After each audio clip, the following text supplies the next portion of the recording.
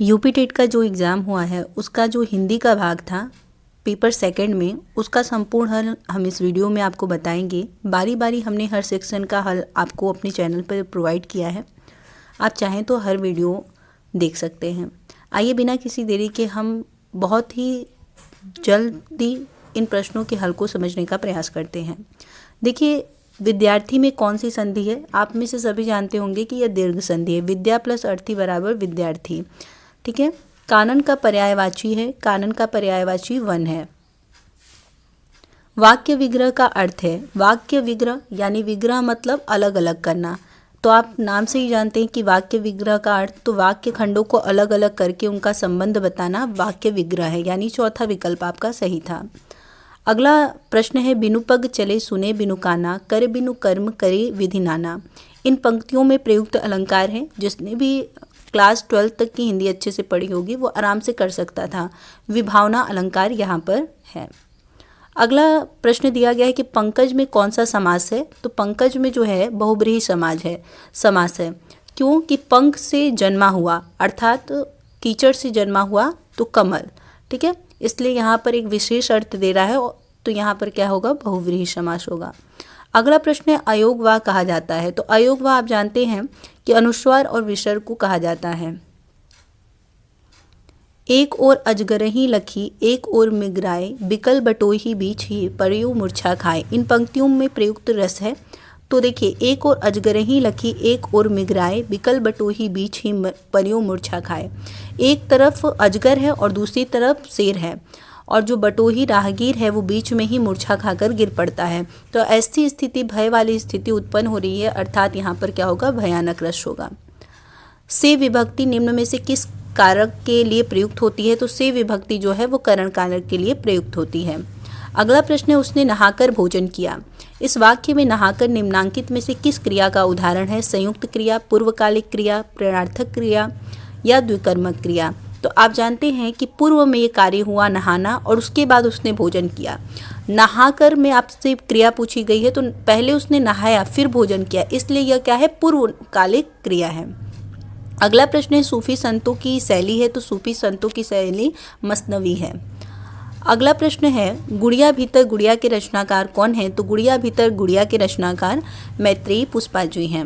अगला प्रश्न है कि 100 अजान एक सुजान के रचनाकार कौन है? आप में से सभी जानते होंगे कि 100 अजान एक सुजान के रचनाकार भारती कृष्ण भट्ट जी हैं। अब देखिए, अगला प्रश्न है कि गोस्वामी तुलसीदास का निधन वाराणसी के किस घाट पर हुआ था? तो आपने एक इनके बारे में जब भी जीवन परिचय सुना होगा तो उसमें देखा होगा कि 1680 गंग के तीर, सामर शुक्ला सप्तमी, तुलसी तज्यो शरीर। तो 80 घाट का वहाँ पर वर्णन हुआ है, इसलिए यहाँ पर क्या होगा? 80 घाट। भक्तमाल के रचनाकार कौन है? भक्तमाल के रचनाकार नाभादास जी हैं। सुई का तत्सम रूप है। तो सुई का तत्सम रूप जो है वो सूची है। अगला प्रश्न देखिए, परिसीमन का विलोम है। परिसीमन का विलोम निर्सीमन है। धूसर शब्द का पर्याय है। तो धूसर शब्द का जो पर्याय है वो गर्दभ है। अगला प्रश्न है, भूतो अर्थात जीवों द्वारा होने वाला दुख, वाक्य के लिए एक शब्द बताइए। तो जीवों द्वारा होने वाला दुख वाक्य के लिए एक शब्द आधि दैहिक है। ठीक है। ऊंट की चोरी निहरे निहरे का अर्थ है बड़े काम छिपकर नहीं किए जा सकते। जैसे अगर ऊंट चोरी करना चाहे तो वो मतलब निहुर निहुर का मतलब झुक झुक कर वो चोरी नहीं कर सकता। अगर आपने ऐसे भी अर्थ निकाला होगा तो जैसे कि ऊंट चोरी नहीं कर सकता क्योंकि इतना उसकी अच्छी खासी ऊंचाई होती है, तो वो झुक करके या किसी तरह से भी चोरी करेगा तो वो पकड़ में आ जाएगा। इसीलिए इसका सटीक अर्थ है बड़े काम छिपकर नहीं किए जा सकते।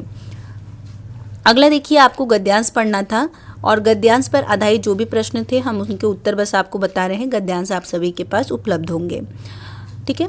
देखिए, 51 नंबर दिया है कि धर्म पालन करने में बाधा डालने वाली प्रवृत्तियां कौन सी हैं? तो कमजोर मन, उद्देश्य का निश्चित न होना तथा चंचल मनोवृत्ति का होना, ये आपका विकल्प सही था।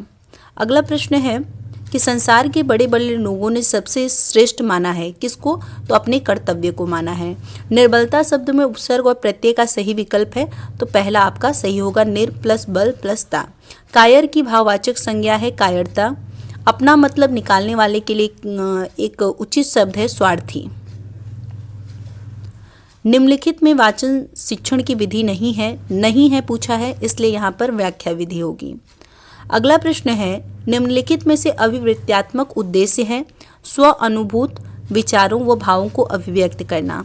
अगला प्रश्न है, हिंदी साहित्य के इतिहास के संबंध में modern vernacular literature of Hindustan किसने लिखा था? तो जॉर्ज अब्राहम ग्रियर्सन जी ने इसे लिखा था, यानी आपका पहला विकल्प सही है। बिरहनी बावरी सी भई, ऊंची चढ़ी अपने भवन में टेर तहाड़ दे, ले अचरा मुख असुअन पोछत, उगरे गात सही। किसकी पंक्ति है? तो ये मीराबाई जी की पंक्ति है। अगला प्रश्न है, हिंदी का पहला पत्र कौन सा है? तो हिंदी का पहला पत्र जो है उदंत मार्तंड है। तो आज के लिए इतना ही।